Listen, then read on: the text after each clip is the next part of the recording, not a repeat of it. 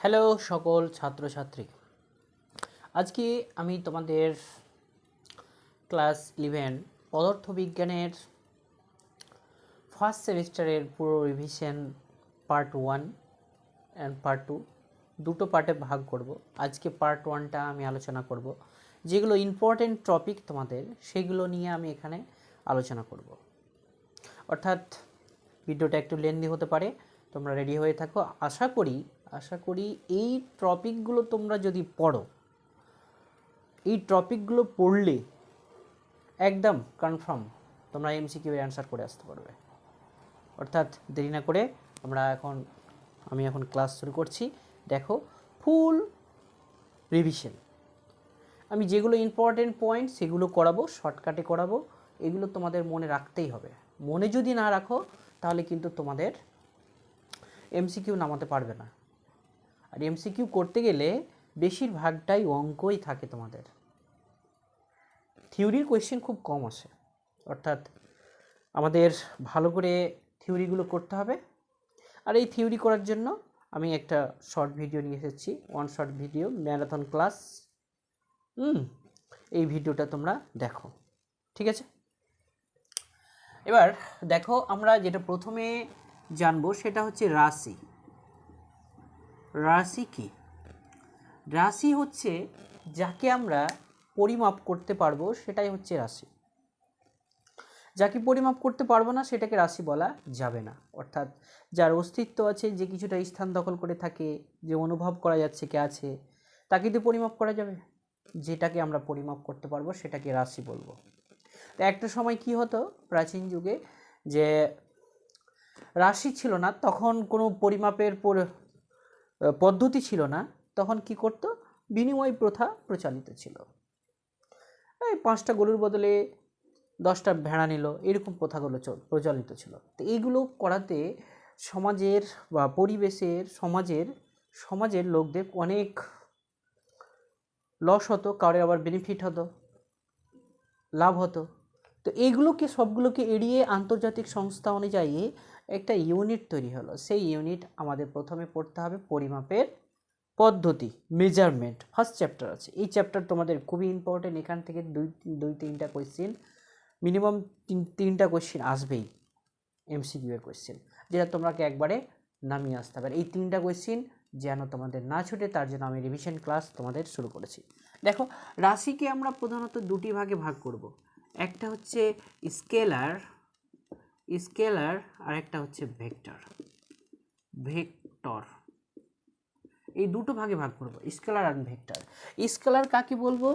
যার মান আছে, অনলি মান আছে, কিন্তু অভিমুখ নেই।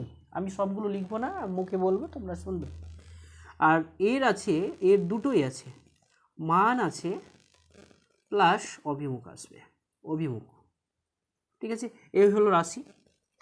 এবার এই রাশিকে যখন আমরা পরিমাপ করতে যাব, তখন আমাদের প্রয়োজন হবে এককের, ইউনিটস মানে একক।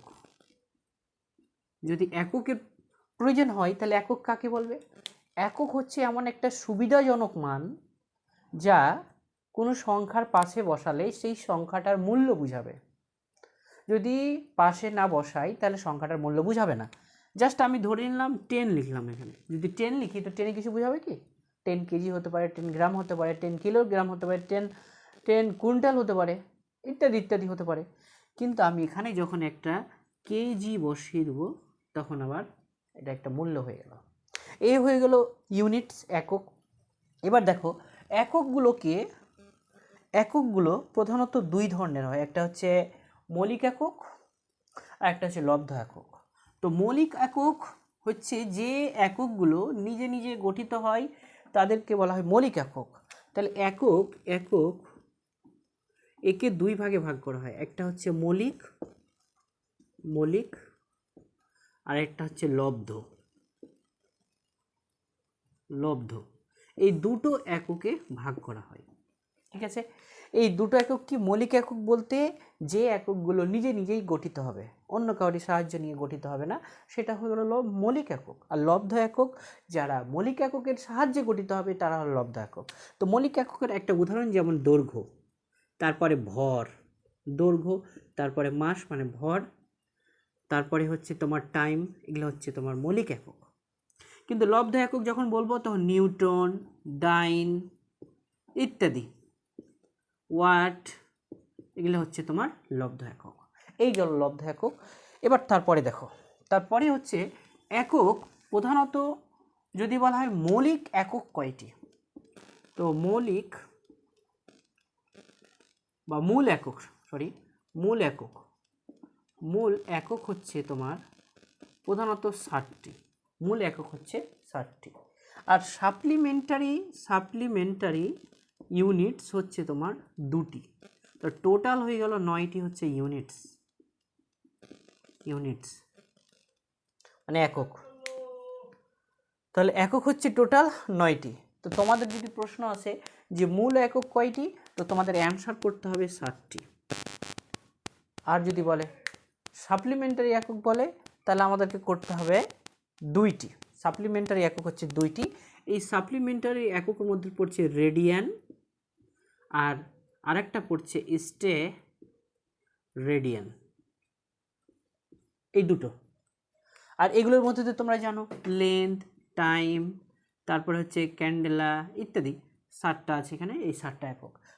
তো সাপ্লিমেন্টারি একক হচ্ছে 2টি, মূল একক হচ্ছে 60টি, টোটাল ইউনিট হচ্ছে তোমার 9টি। তো যদি বলা হয় মোট একক কয়টি, তাহলে 9টি। আর যদি বলা হয় কি মূল একক কয়টি, তাহলে 60টি। আর যদি বলা হয় সাপ্লিমেন্টারি একক কয়টি, তো 2টি। এই গেল এককের পরে এবার আসছে আমরা এই এককগুলো লিখবো। তো এককগুলো লেখার কিছু নিয়ম আছে।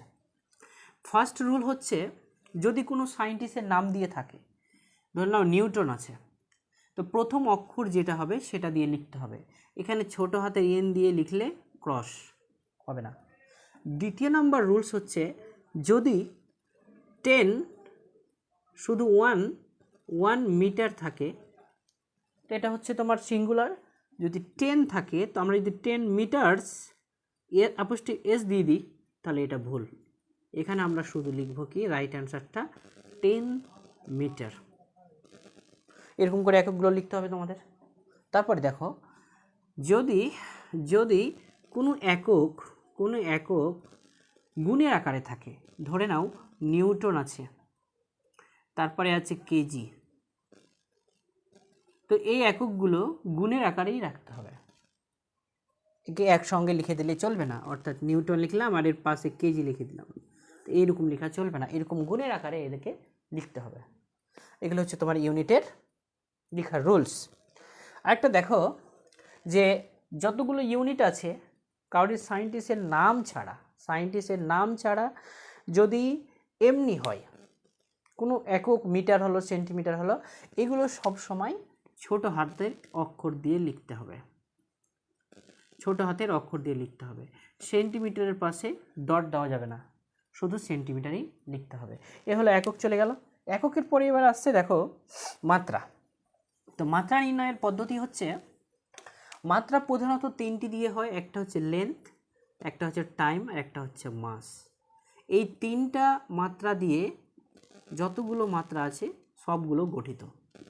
মেনলি আরও হতে পারে, যেমন থিটা আলাদা হয়ে গেল, কেলভিন আলাদা হয়ে গেল। তো এই 3টা মাত্রা, এই 3টা ইউনিট বা 3টা সংখ্যা দ্বারা মেনলি মাত্রাগুলো গঠিত। তো মাত্রা লেখার নিয়ম হচ্ছে থার্ড ব্র্যাকের মধ্যে রাখতে হবে। এবার ধরে নাও একটা ফোর্স এফ নিলাম, তো এফ ইজকল টু হয়ে যাবে এম ইন্টু এ। তো আমি ফোর্সের মাত্রা বের করবো, তাহলে আমাকে এখানে বলকে থার্ড ব্র্যাকেটের মধ্যে রাখতে হবে, আর এমকে থার্ড ব্র্যাকেটের মধ্যে রাখতে হবে, আর এ কে থার্ড ব্র্যাকেটের মধ্যে রাখতে হবে। তো ভরের মাত্রা হয়ে গেল তোমার এম, আর তোমার ত্বরণের মাত্রা হয়ে গেল এল টি টু দি পাওয়ার -2। তো ফাইনালি আমরা যেটা বলের মাত্রা পেয়ে যাবো M L T to the পাওয়ার -2। এটা হয়ে গেল বলের মাত্রা। সো ইম্পর্টেন্ট, খুব ইম্পর্টেন্ট। তারপরে দেখো, এটা তো গেল মাত্রার পরে আসছে এবার তোমাদের যে কোন সূত্র সঠিকতা বিচার করব কিভাবে, এরকম যদি প্রশ্ন চলে আসে, অথবা তোমাকে বলল একটা সমীকরণ দিয়ে দিল যে T is equal to A T plus B by C plus T এরকম দিয়ে দিল, যেখানে বলে দিল টি হচ্ছে সময়। তাহলে এ ও বি ও সি এর মাত্রা কত, এরকম যদি প্রশ্ন চলে আসে, তাহলে আমরা কি করব, এর সঙ্গে ডাইরেক্ট এগুলোর তুলনা করে দেবো। এখানে যেহেতু এটি আছে, তার মানে এটার সঙ্গে এটা সমান আছে, এটার সঙ্গে এটা সমান আছে, সবগুলোর মাত্রা সমান হবে। কখন হবে, যখন যোগ চিহ্ন থাকবে তখন, যেখানেই যোগ চিহ্ন থাকবে। এখানে টি আছে, তার মানে এর সি এর মাত্রা টি হবে। অর্থাৎ এখানে প্রথমে আমরা যেটা পেয়ে গেলাম সি এর মাত্রা, তাহলে হয়ে গেল টি, যেহেতু সময় বলেছে। তাহলে বি এর মাত্রা কত হতে পারে, তো এটার সঙ্গে তুলনা করে দিলে হবে, অর্থাৎ T is equal to A into T. তাহলে টি টি কেটে গেল, তাহলে এর মাত্রা হয়ে গেল 1, এর কোনো মাত্রা হবে না। দ্বিতীয় নাম্বার দেখো, বি এর মাত্রা তাহলে কি হতে পারে, বির সঙ্গে তুলনা করতে, তাহলে বি এর মাত্রা 1, অর্থাৎ এ এবং বি ইউনিটলেস, বাকি সি হচ্ছে ইউনিট যুক্ত। বোঝা গেল কি গেল না, খুব সহজ, ঠিক আছে। তারপরে দেখো, না সরি, এখানে বি এর মাত্রা হয়ে যাবে টি, বি এর মাত্রা হয়ে যাবে টি, কারণ এখানে কোনো টি যুক্ত নেই। যদি টি না যুক্ত থাকে, টি যদি না যুক্ত থাকে, এটার সঙ্গে যদি আমরা তুলনা করে দিই, তাহলে বি টি, বি এর মাত্রা হয়ে যাবে কত, আচ্ছা বি বাই টি। তো বি বাই টি যদি করি, তাহলে এখানে টি হয়ে গেল, আর এখানে বি বাই টি, তাহলে বি ইকুয়াল টু হয়ে যাবে তোমার টি স্কোয়ার, অর্থাৎ মাত্রা হয়ে যাবে টি স্কোয়ার, বি এর মাত্রা হয়ে গেল টি স্কোয়ার, ঠিক আছে। এরকম করে মাত্রা নির্ণয় করতে তোমাদের পরীক্ষায় থাকবে। এরপরে হচ্ছে দেখো, এরপরে হচ্ছে তোমাদের যদি বলা হয় কি স্ক্রু গেজ বা ভার্নিয়ার স্কেল। ভার্নিয়ার স্কেল দেখো, ভার্নিয়ার স্কেল এর লঘিষ্ঠ বা লঘিষ্ঠ কনস্ট্যান্টের মান কি, মান কত, তো যদি সেন্টিমিটারে বলে তাহলে 0.1 সেন্টিমিটার, মিলিমিটারে বললে, আর যদি বলা হয় সেন্টিমিটারে 0.1 সেন্টিমিটার। স্ক্রু গেজের ক্ষেত্রেই লঘিষ্ঠ ধ্রুবকের মান হচ্ছে 0.1 মিলিমিটার, আর সিজিএসে হয়ে যাবে 0.01 সেন্টিমিটার, ঠিক আছে। এটা লঘিষ্ঠ ধ্রুবকের মান।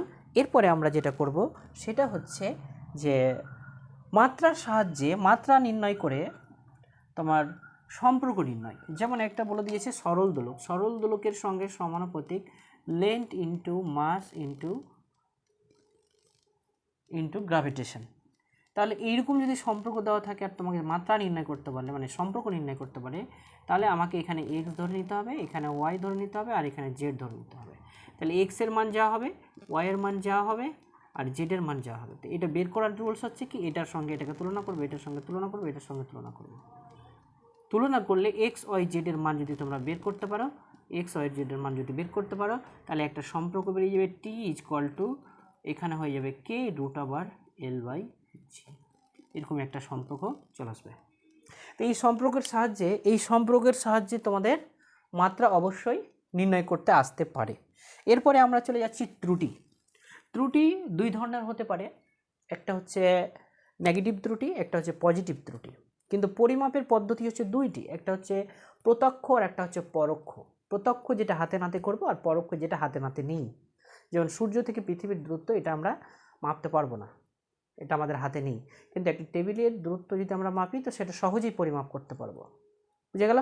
তো দেখো, ত্রুটি নির্ণয়ের ফর্মুলা হচ্ছে মেন ত্রুটি, অ্যাভারেজ ত্রুটি ইকুয়াল টু হয়ে যাবে x1 plus x2 plus x3 dot dot dot xn পর্যন্ত যদি নাও, তাহলে এখানে xn ভাগ করে দিতে হবে, অর্থাৎ ডিভাইডেড বাই n, মানে পদ সংখ্যা দিয়ে ভাগ করে দিলে তোমার অ্যাভারেজ মান পেয়ে যাবে।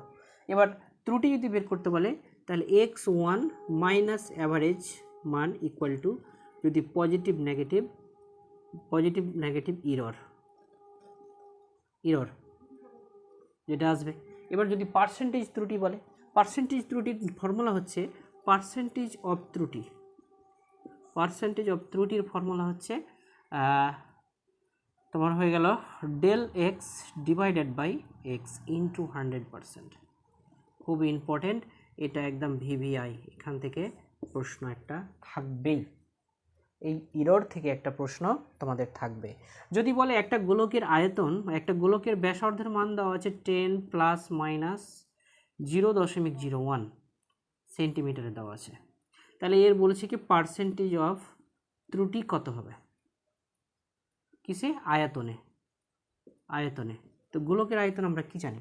গোলকের আয়তন আমরা জানি যে 4/3 পাই আর কিউব,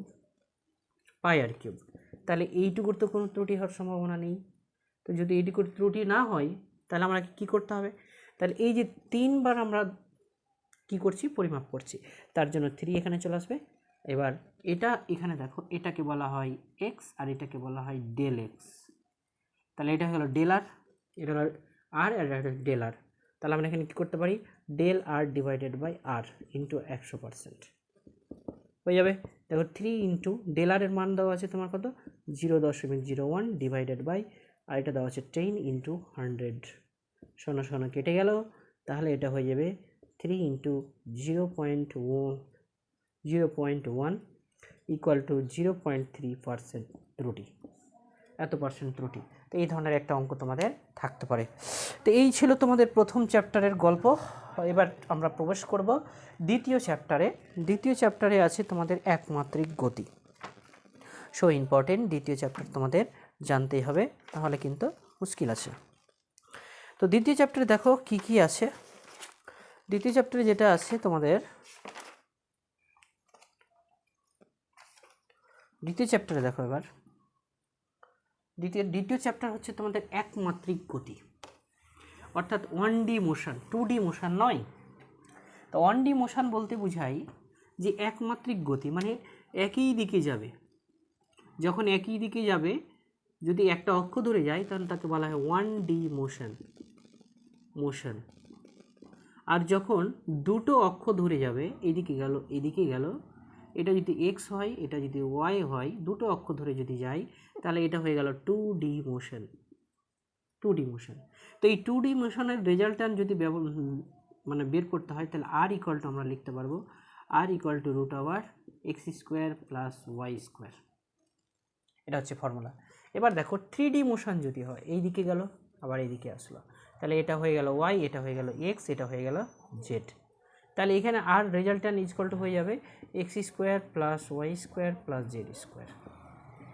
এটি আমাদের জানতে হবে। তাহলে এটা হলো 1D মোশন, আর এটা হলো 2D মোশন, এটা হলো 3D মোশন। তো 1D বের করার জন্য নর্মালি যে ভেলোসিটি হয় s ইকুয়াল টু vt সেরকম হবে, আর r ইকুয়াল টু হয়ে যাবে 2D হলে r equal √x² plus y², মানে x অক্ষে কতটা গতিবেগ গিয়েছে, y অক্ষে কতটা গিয়েছে সেটা বের করতে হবে। আর এখানে তিনটাই গতিবেগ x² plus y² plus z², মানে তিনটা অক্ষকে কেন্দ্র করে যখন যাবে তখন বলা হয় 3D motion. 1D 2D 3D হয়ে গেল। এবার আমরা জানবো যে বেগ কাকে বলে। বেগ ইকুয়াল টু আমরা লিখতে পারি, বেগ ইকুয়াল টু লিখতে পারি v equal to s/t। S কি বলা হয়? অতিক্রান্ত দূরত্ব, আর টি হচ্ছে সময়, ভি হচ্ছে গতিবেগ। তার মানে একটা গাড়ি বা একটা বল, একটা গাড়ি চলতে যদি শুরু করে, তো এখানে ত্বরণ সৃষ্টি হবে, এখানে গতিবেগ সৃষ্টি হবে, এখানে আবার এখান থেকে এইটুকুতে ডিস্টেন্স তৈরি হবে, এখান থেকে যখন ওই পয়েন্টে যাবে তখন এস, আর সময় যেটা লাগবে সেটা হচ্ছে টি। তাহলে এই গতিবেগ ছিল ইউ, প্রাথমিক গতিবেগ, এটা হয়ে গেল ভি। তাহলে এখানে ত্বরণ হয়ে যাবে A equal to you plus A T, লিখছি A equal to V minus U divided by T, এটা হয়ে গেল ত্বরণ। অর্থাৎ কোনো গাড়ির যদি আমাকে ত্বরণ বের করতে বলে তাহলে এ ইকুয়াল টু আমরা লিখব v minus u by t. V হচ্ছে অন্তিম বেগ, আর ইউ হচ্ছে প্রাথমিক বেগ, টি হচ্ছে সময়। বুঝে গেল কি গেল না বলো? অবশ্যই। এবার দেখো, এই গেল ত্বরণ। এবার এই দেখো একমাত্রিক গতির কিছু ফর্মুলা আছে। যদি পজিটিভ ত্বরণ নিয়ে চলে, মানে যেটাকে বলা হয় সব সময় গতিবেগ বাড়বে, তখন প্রথম ফর্মুলা যেটা পাবো এটি ইকুয়াল টু হয়ে যাবে ভি মাইনাস ইউ, অর্থাৎ v equal to you plus a t. এটা হচ্ছে 1 নম্বর ফর্মুলা। দ্বিতীয় নম্বর ফর্মুলা হচ্ছে s is equal to u t plus half of a t square. এই ফর্মুলাগুলো মনে রাখতে হবে যখন প্রাথমিক গতিবেগ থাকবে তখন। এটা হচ্ছে 2 নম্বর ফর্মুলা। তারপর হচ্ছে v square is equal to u square plus 2as, এটা হচ্ছে 3 নম্বর ফর্মুলা। এই তিনটা ফর্মুলা, চারখানা ফর্মুলা, 3-4খানা ফর্মুলা মনে রাখলেই সবগুলো অঙ্ক করা যাবে। ঠিক আছে, এবার দেখো সব থেকে ইম্পর্টেন্ট হচ্ছে এটা ফর্মুলা, এই ফর্মুলাটা বেশি আমাদের কাজে লাগে। এবার দেখো যদি নেগেটিভ ত্রুটি নিয়ে চলতো, মানে নেগেটিভ ত্রুটি মানে গাড়িটা ব্রেক করছি তখন সেই রকম যদি হতো, তাহলে এখানে প্রত্যেকটা জায়গায় কী হতো, মাইনাস হয়ে যেত, এভাবে মাইনাস হয়ে যেত, এভাবে প্রত্যেকটা জায়গায় মাইনাস হয়ে যেত। আর মাইনাস হয়ে গেলে তো নেগেটিভ ত্রুটিতে হয়ে গেল।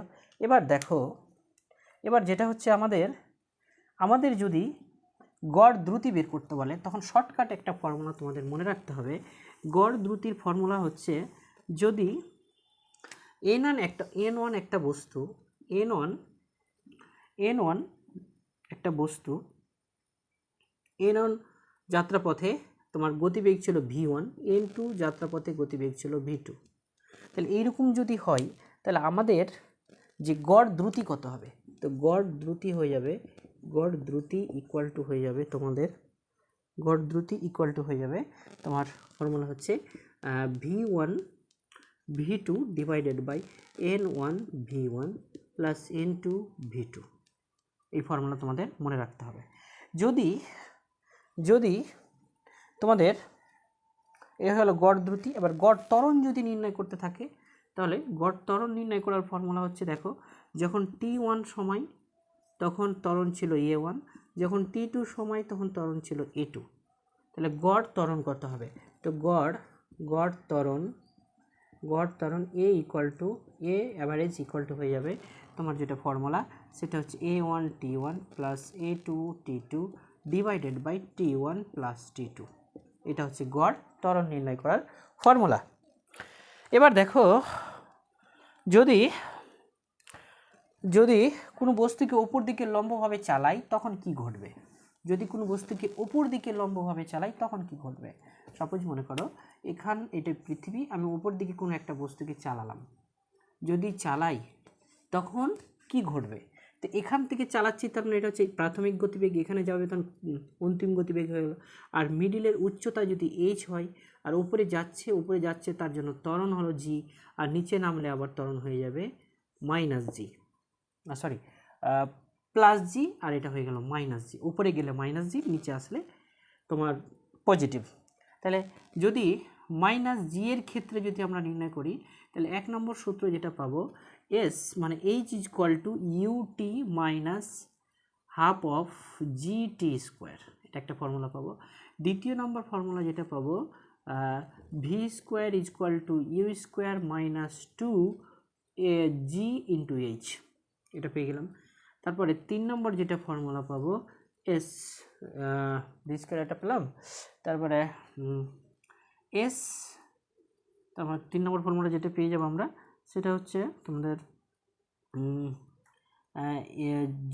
জি ইকুয়াল টু হয়ে গেল ভি মাইনাস ইউ বাই, যদি টি হয় তাহলে এটা হয়ে যাবে V minus U is equal to G into T, অর্থাৎ ভি ইজ ইকুয়াল টু হয়ে যাবে ইউ প্লাস জিটি। এই তিনটা উপরি বস্তুকে চালানোর জন্য পেলাম, এটা মাইনাস ছিল, এখানে প্লাস হয়ে যাবে, এখানে মাইনাস হয়ে যাবে। তো উপরে চালানোর জন্য এই গতিবেগটা আমরা পেলাম। ঠিক আছে, রাইট, আমি ফর্মুলাটা লিখলাম v is equal to u minus g t. এবার যদি বস্তুটা নিচের দিকে পড়ে তখন কি ঘটবে, তখন যেটা ঘটবে এইচ ইজ ইকুয়াল টু হয়ে যাবে u t plus half of g t square. এই ফর্মুলা মনে রাখতে হবে তোমাদের। ভি তারপরটা হয়ে যাবে v square is equal to u square minus 2g into h. তারপরের যেটা হয়ে যাবে সেটা হচ্ছে ভি ইজ ইকুয়াল টু হয়ে যাবে ইউ প্লাস জিটি। এই ফর্মুলাগুলো তোমাদের মনে রাখতে হবে। ঠিক আছে, এবার দেখো যদি সর্বোচ্চ উচ্চতা এইচ ম্যাক্সিমাম কত হবে, এইচ ম্যাক্সিমাম হয়ে যাবে এখানে তোমাদের ফর্মুলা সেটা হচ্ছে ইউ স্কোয়ার বাই 2g। আর যদি বলা হয় কি সর্বোচ্চ উচ্চতায় দ্রুত মানে টাইম কত লাগবে, ধরে নাকি এখান থেকে একটা বস্তুকে উপর দিকে চালাচ্ছি, তো উপরে উঠতে কত সময় লাগবে লাস্ট পর্যন্ত, তাহলে এখানে হয়ে যাবে time T is equal to হয়ে যাবে ইউ বাই জি। তাহলে যতটা উঠতে সময় লাগবে ঠিক ততটা নামতেও সময় লাগবে। তাহলে আরেকবার, তাহলে টোটাল টাইম হয়ে যাবে টি টোটাল হয়ে যাবে তোমার 2u/g। এই ফর্মুলা তোমাদের অবশ্যই মনে রাখতে হবে। This very very important formula. এই ফর্মুলাটি তোমাদের সেকেন্ড চ্যাপ্টারের খুবই খুবই কাজে লাগবে, অর্থাৎ সেকেন্ড চ্যাপ্টার এখান থেকে কভার হয়ে গেল তোমাদের। এবার আমরা যাচ্ছি দেখো থার্ড চ্যাপ্টারে, সেটা হচ্ছে ভেক্টর। থার্ড চ্যাপ্টারে ভেক্টর খুব ইম্পর্টেন্ট আছে, সেই থার্ড চ্যাপ্টার তোমাদের এখন আমি আলোচনা করছি। থার্ড চ্যাপ্টারে যেগুলো জিনিস তোমাদের মনে রাখতে হবে, প্রথমত মনে রাখতে হবে ভেক্টরের যে নিয়ম। ভেক্টর কোনো কোনো কোনো রাশির ওপরে এ ভেক্টর হয়ে গেল, বি ভেক্টর হয়ে গেল, এটা হচ্ছে ভেক্টরের চিহ্ন, আর এটা হচ্ছে ক্যাপ মানে ডিরেকশনের চিহ্ন। এটা টোটাল ভেক্টর, অর্থাৎ A vector is equal to A into মান থাকবে আর অভিমুখ থাকবে, এই দুটো মিলে হয়ে গেল ভেক্টর। ভেক্টরের অনেকগুলো রুলস আছে। তো একতলীয় ভেক্টর কোনগুলো, তারপরে বিপরীত ভেক্টর কোনগুলো, সমান ভেক্টর কোনগুলো, এগুলো তোমাদের বইয়ে সুন্দর করে দেওয়া আছে, সেগুলো পড়ে নিবে। আমি মেন জিনিস যেগুলো আলোচনা করার সেগুলো পড়ছি। তো আমাদের শিখতে হবে ভেক্টরের যোগফল। ভেক্টরের যোগফল নর্মাল যেভাবে যোগ হয়, যেমন এ ভেক্টরের মান দেওয়া আছে তোমার ধরে নাও 3i প্লাস 2j, আর বি ভেক্টরের মান দেওয়া আছে তোমার 2i প্লাস 3j। তো এদের যোগ কত হবে? তারপরে A vector plus B vector মান তোমাকে বের করতে বলেছে, কত হবে? তো নর্মাল যেভাবে যোগ করো, নর্মাল যেভাবে যোগ হয় সেম ওইভাবেই যোগ হবে। তো এটা যদি আমরা করি তাহলে ডাইরেক্ট এখানে যোগ করে দেবো। তাহলে এটা হলো 5i আর এখানে হয়ে গেল 5j। এটা হয়ে গেল অ্যান্সার। তো নর্মাল যেভাবে যোগ বিয়োগ করো তোমরা ওইভাবে এখানে সিম্পলভাবে যোগ বিয়োগ করতে হবে। আমাদের তাহলে ঝামেলাটা কোথায়? ঝামেলাটা হচ্ছে আমাদের মেনলি কোথায় দেখো, ঝামেলাটা হচ্ছে আমাদের মেনলি যে ডট মানে ভেক্টরে যখন গুণ করব তখন ভেক্টর এর মাল্টিপ্লিকেশনে মানে গুণ চিহ্নে মানে গুণ করব তখন কি ঘটবে ভেক্টরের। তো ভেক্টরের যোগফল আরও দুটো যোগফল ছুটে গেছে, একটা হচ্ছে ত্রিভুজের সূত্র আর একটা হচ্ছে সমান্তরিকের সূত্র। তো ত্রিভুজের সূত্রটা খুব সহজ আর সমান্তরিক সূত্রটাও খুব সহজ। তো এই একটা ত্রিভুজ নিলাম, যদি এ একটা ভেক্টর হয় এটা বি ভেক্টর হয়, তাহলে এই দুটোর যোগফল আসবে সি ভেক্টর। অর্থাৎ সি ভেক্টর ইজকল টু আমরা লিখতে পারি A vector plus B vector. তো আমরা যদি সি ইজকল টু ডাইরেক্ট লিখি তাহলে এ স্কোয়ার হয়ে যাবে প্লাস এ স্কোয়ার হয়ে যাবে প্লাস বি স্কোয়ার হয়ে যাবে প্লাস 2ab cos থিটা হয়ে যাবে। এটা হচ্ছে ভেক্টরের ত্রিভুজের সূত্রের নিয়ম। এটাই আবার কাজে লেগে যাবে সমান্তরিকে। ঠিক আছে, তাহলে এই তোমাদের ভেক্টরের যোগ শেষ হয়ে গেল। এবার আসি আমরা ভেক্টরের গুণ। ভেক্টরের গুণ কি দেখো, ভেক্টরের গুণ হচ্ছে দুই ধরনের। ভেক্টর এর গুণ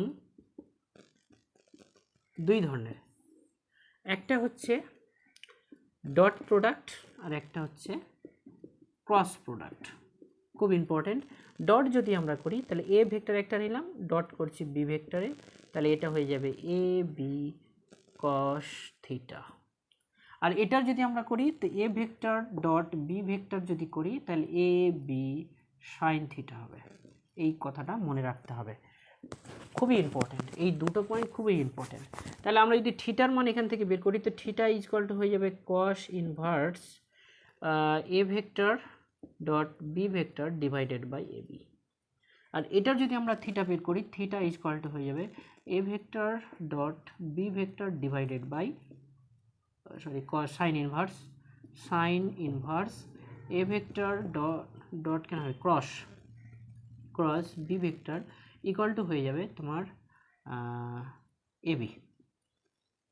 এখানে একটা এন ক্যাপ থাকবে, তাহলে এন ক্যাপ যদি থাকে তাহলে এখানে এন ক্যাপটা গুনে যাবে, অর্থাৎ এটাকে মড যদি করে দাও তাহলে মড হয়ে গেলে পরে আর এন ক্যাপ থাকবে না।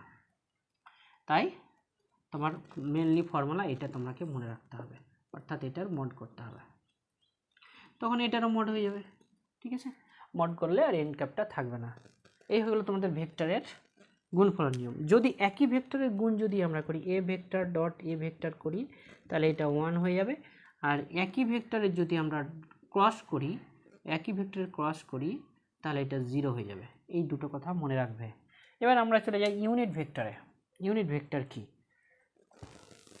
শর্টে তোমাদের বোঝানোর চেষ্টা করছি। ইউনিট ভেক্টর দেখো, ইউনিট ভেক্টর হচ্ছে আমরা জানি ইউনিট ভেক্টর এটা হচ্ছে আই এন ওয়াই, এটা হচ্ছে এক্স, এটা হচ্ছে জেড, এটা হচ্ছে জেড, এটা হচ্ছে এক্স, এটা হচ্ছে ওয়াই। তাই এটাকে বলা হয়, এটাকে বলা হয় আই ক্যাপ, এটাকে চিহ্নিত করা হয় জে ক্যাপ দিয়ে, এটাকে চিহ্নিত করা হয় কে ক্যাপ দিয়ে। এইরকম যদি তিনটা ভেক্টর থাকে, তিন রকম, এগুলোকে ইউনিট ভেক্টর বলা হয়। ইউনিট ভেক্টরের গুণ এবং ডট এবং ক্রসের দুটো রুলস আছে। আমরা তো প্রথমে যেটা জানবো সেটা হচ্ছে ডট।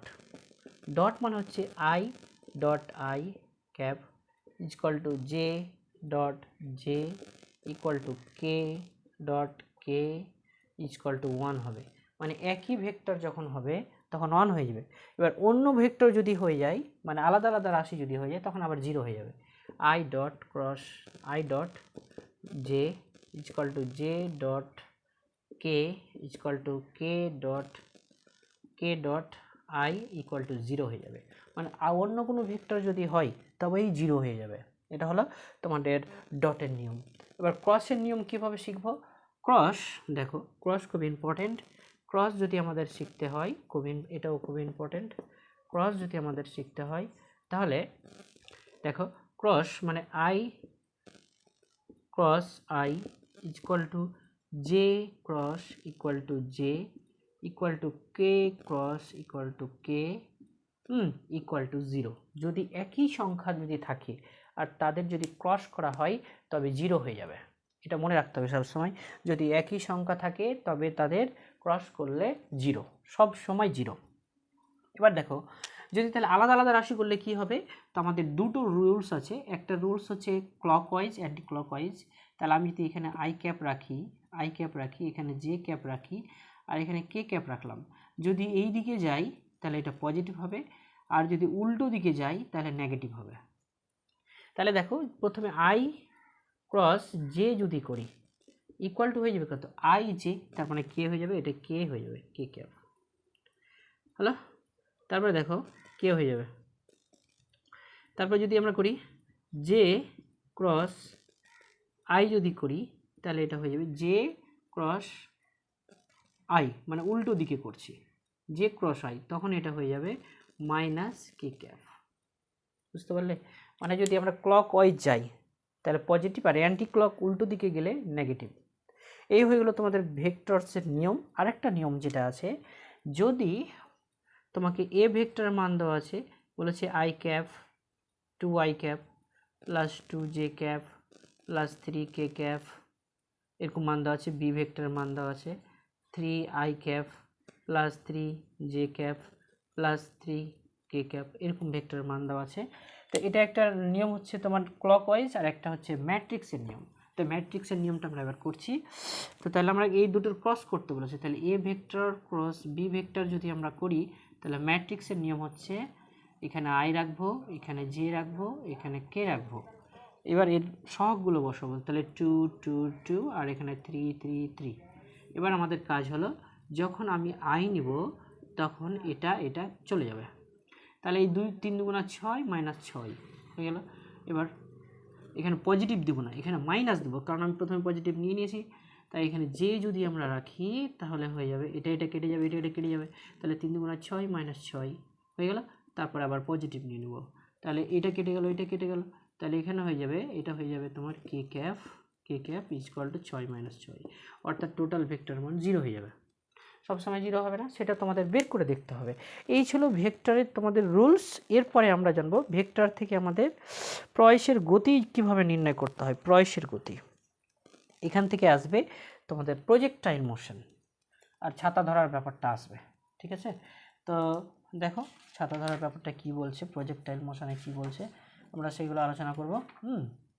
তো দেখো, প্রথমে আমাদের আগে জানতে হবে যে প্রজেক্টাইল মোশনের জন্য কি কি আমাদের জানতে হবে, সেটা খুব ইম্পর্টেন্ট, অবশ্যই জানতে হবে।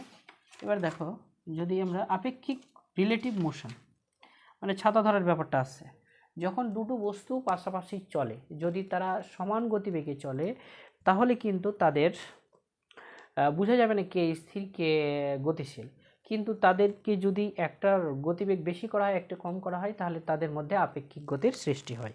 তো দেখো, সো যদি বৃষ্টি পড়ে টাপুর টুপুর নদী এলো বান, বৃষ্টি পড়ে টাপুর টুপুর নদী এলো বান, তো মনে করো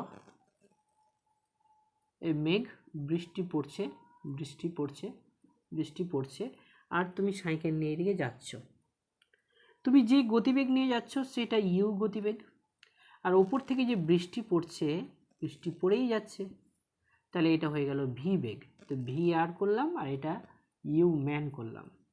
তাহলে রিলেটিভ মোশনটা এখানে কি হবে, যেহেতু বৃষ্টি তোমার পড়তেই আছে, তাহলে দেখো রিলেটিভ যে মোশন তৈরি হবে সেটা তৈরি হবে তোমার ডাব্লিউ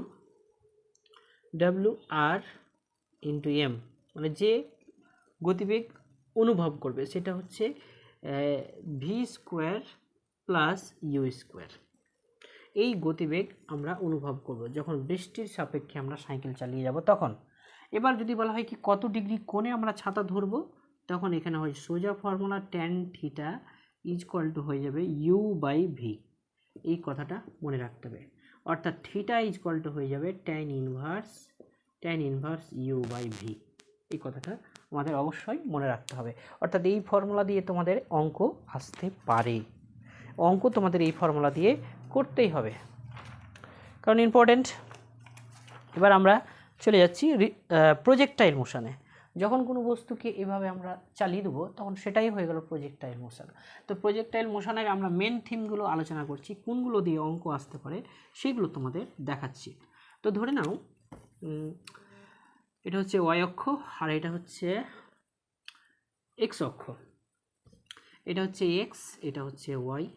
তাহলে আমরা এই প্রথমে দেখো যে নিচের গতিবেগটা যে আছে এটাকে বলা হয় ইউ কস থিটা, আর এটা ইউ মানে ভি বলতে পারো, ভি কস থিটা, আর এটা ভি সাইন থিটা। উপাংশ হিসেবে ভাঙলে আমি বস্তুটাকে এভাবে চালাচ্ছি, এখানে কি দাঁড়িয়ে যাবে? দাঁড়াবে না, আবার এইভাবেই পড়বে, ঠিক আছে। তো এটা হচ্ছে ম্যাক্সিমাম হাইট, এইচ ম্যাক্সিমাম, ঠিক আছে। এবার দেখো এখান থেকে এইটুকুকে বলা হয় রেঞ্জ আর তাহলে আমরা এখান থেকে কি জানবো? প্রথমে আমাদের জানতে হবে যে কত সময়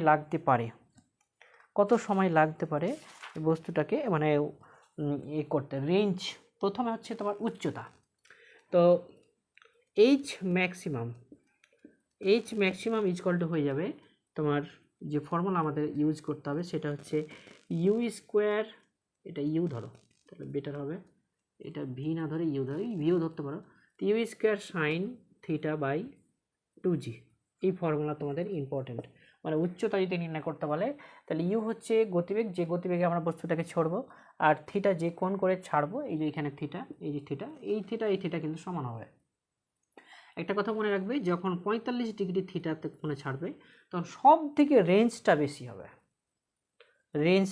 বেশি হবে। তাহলে দেখো, তাহলে এখানে টাইম হয়ে যাবে তোমার u sine theta divided by g, u sine theta by g, টাইমটা হয়ে যাবে u sine theta by g. তো টোটাল টাইম কত হবে? টিও টোটাল টাইম হয়ে যাবে তোমার দেখো 2u sign theta by g. এই ফর্মুলাগুলো তোমাদের মনে রাখতে হবে, জি এর মান তোমাদের দেওয়া থাকবে, তোমরা বসিয়েই ক্যালকুলেশনটা করে নিবে, ঠিক আছে। এবার দেখো যেটা আমাদের খুব প্রয়োজন সেটা হচ্ছে রেঞ্জ। এই রেঞ্জ তোমাদের বের করতে বলবে, অর্থাৎ আর ম্যাক্সিমাম = হয়ে যাবে তোমার formula u square sine 2 theta by g, u square sine 2 theta by g. এই ফর্মুলাটা খুবই ইম্পর্টেন্ট, এই ফর্মুলাটা তোমাকে কোনোভাবেই মানে এটাকে ভুলাই যাবে না, এই ফর্মুলা দিয়ে তোমাদের অঙ্ক আসতে পারে। তো এবার দেখো এখানে বললাম এইচ ম্যাক্সিমাম কখন হবে? যখন 45 ডিগ্রি হবে তখন ম্যাক্সিমাম হবে, কিন্তু তোমার যদি কোণ বাড়তে থাকে, এভাবে কোণ বাড়তে থাকে তো দূরত্ব কমতে থাকবে, কোণ বাড়তে থাকলে দূরত্ব কমতে থাকবে, এভাবে কমতে থাকবে। আর যদি নিচে ফেলতে থাকো তাহলে তবুও কমতে থাকবে, কিন্তু 45 ডিগ্রি কোণে যদি আমরা বস্তুটাকে চালাই তবে আমাদের বস্তুটা সবচেয়ে বেশি দূরে যাবে। তো দেখো, এই ছিল পার্ট তোমাদের 1। এর পরের নেক্সট ভিডিও কালকে আপলোড করব পুরো চ্যাপ্টারের উপরে। তারপরে তোমার নিউটনের গতিসূত্র, work, power, energy, rotational motion, rigid body, এই 4টা চ্যাপ্টার নিয়ে আলোচনা করব। আজকে এই 3টা চ্যাপ্টার নিয়ে আমি ফুলফিল আলোচনা করলাম। এবার এই ভিডিওটা যদি তোমরা দেখো তো অবশ্যই তোমাদের কিছু না কিছু কনসেপ্ট আসবে আর তোমরা এমসিকিউ এর উত্তর করতে পারবে। ঠিক আছে, হ্যাভ আ নাইস ডে, ভালো থাকো। ওকে, ভালো থাকো, পরীক্ষা দাও ভালো করে।